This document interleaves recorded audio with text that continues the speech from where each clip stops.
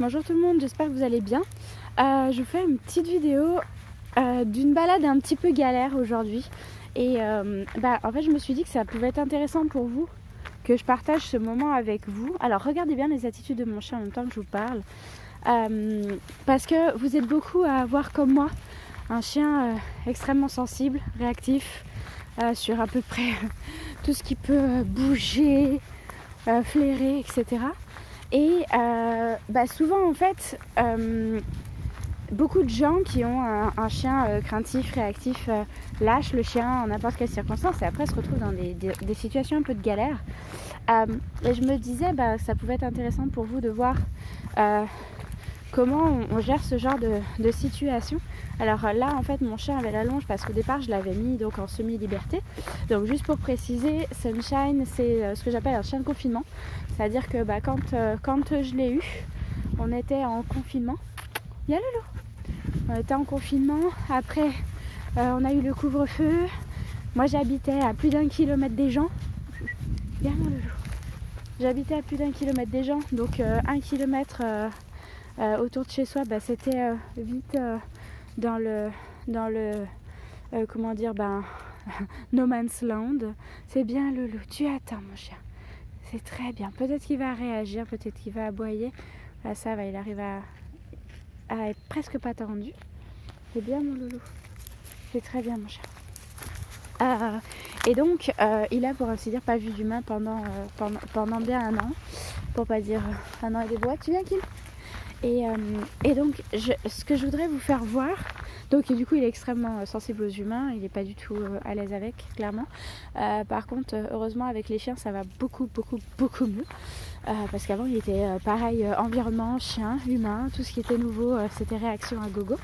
Du coup, bien évidemment que Sunshine va faire partie ce week-end du séminaire chien hautement sensible, animé par Lisa Leach.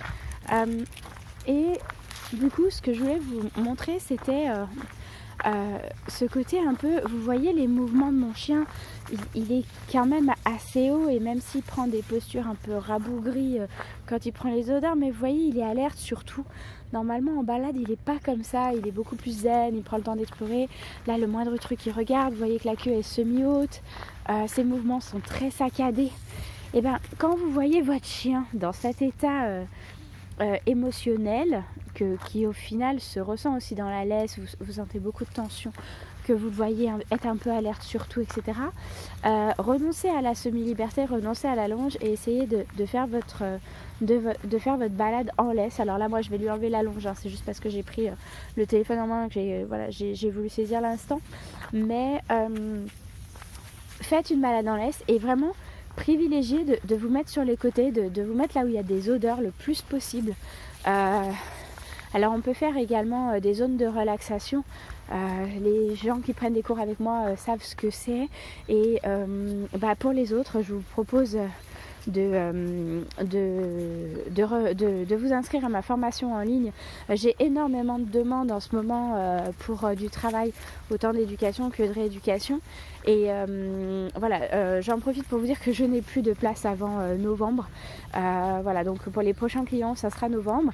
Mais vous pouvez tout à fait vous inscrire à ma formation en ligne qui vous fait bénéficier d'un coaching collectif et je suis malade, ça me court-circuite un peu. Vous avez aussi un coaching privé à l'intérieur de la formation et vous avez plein de bases éducatives et vous avez notamment donc les zones de relaxation dans la formation. Mais voilà, vous voyez, on va en profiter, je vous filme Kim. Le chien détente, il marche tranquillou, vous voyez, c'est calme, c'est pépère. Et le chien speed et stress, c'est plus comme le mien là, en mode je fais tout vite. Je fais tout rapide, je m'énerve un peu sur les feuilles, je mange les feuilles. Et voilà, donc quand vous avez votre chien dans cet état émotionnel, vous ne le lâchez pas et vous privilégiez vraiment l'herbe pour qu'il prenne le plus possible les odeurs.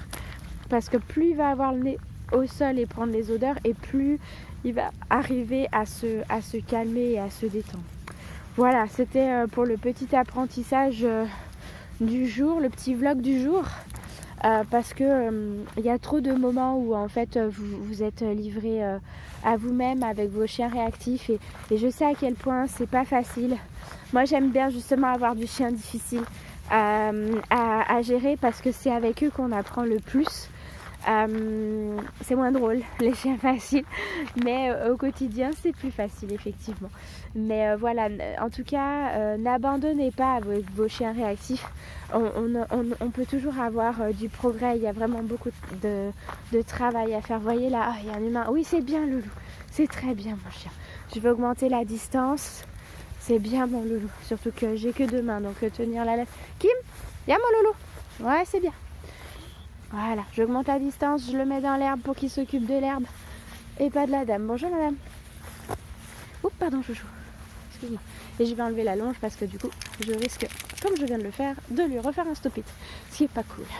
Voilà, j'espère que cette petite vidéo vous rassurera, vous aidera aussi à vous sentir moins seul et vraiment n'abandonnez pas. Et je sais que c'est pas facile d'avoir un chien réactif, j'en ai parfaitement conscience. Le quotidien est parfois compliqué. Tout. Mais voilà, c'est un combat qui vaut le coup d'être mené parce que après, quand ça va mieux, c'est au final, on se porte mieux. Et maintenant, on a la poussette et le chien, on a la totale. Bon, là, je vais pas pouvoir gérer et le téléphone et tout ça, donc je vous laisse. De toute façon, je vous ai dit le principal. Tu viens, Lolo? C'est bien, mon grand.